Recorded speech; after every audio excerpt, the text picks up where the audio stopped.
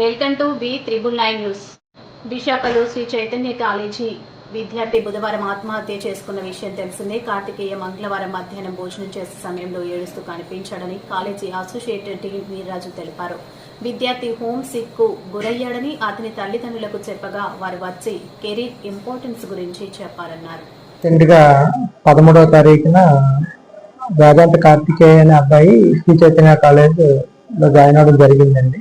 మా కాలేజ్లో so join అయిన దగ్గర నుంచి అబ్బాయి కొంచెం హోమ్ సిక్ గా ఫీల్ అవుతున్నాడు. అది మనం అబ్జర్వ్ చేసాము. పేరెంట్స్ తో కూడా మనం మాట్లాడడం జరిగింది.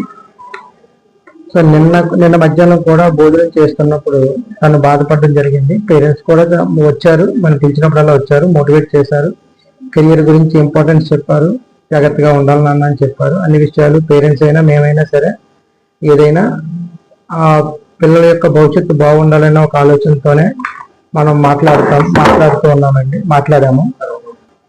సో పేరెంట్స్ నిన్న మధ్యాహ్నం కూడా పిల్లలు భోజనం చేసేటప్పుడు పిల్లవాడు కొంచెం ఏడవడం జరిగింది. అది మా అడ్మినిస్ట్రేటివ్ ఆఫీసర్ ఏఓ గారు అబ్జర్వ్ చేసి మాట్లాడారు. పేరెంట్స్ కూడా కబురు పెట్టారు. నిన్న రాత్రి పేరెంట్స్ కూడా రావడం జరిగింది. ఆ పేరెంట్స్ కూడా పిల్లవాడితో కెరీర్ ఇంపార్టెన్స్ గురించి చెప్పారు. అన్ని విధాలుగా సైకలాజికల్ గా ఫిజికల్ గా పేరెంట్స్ మాట్లాడారు, పిల్లవాడితో మాట్లాడడం జరిగింది. సో మేము కూడా ఏంటంటే బాబు కొంచెం హోమ్సిక్ గా ఫీల్ అవుతున్నాడు, ఒక 2 days తీసుకెళ్ళండి అనే విషయాన్ని కూడా మనం మా ఏవో గారు ఆ పేరెంట్ కి చెప్పడం జరిగింది. సార్ ఉదయం టిఫిన్ చేశాడు, ఫ్రెండ్స్ తో టిఫిన్ చేశాడు, దగ్గర క్లాస్ లో కూర్చున్నాడు.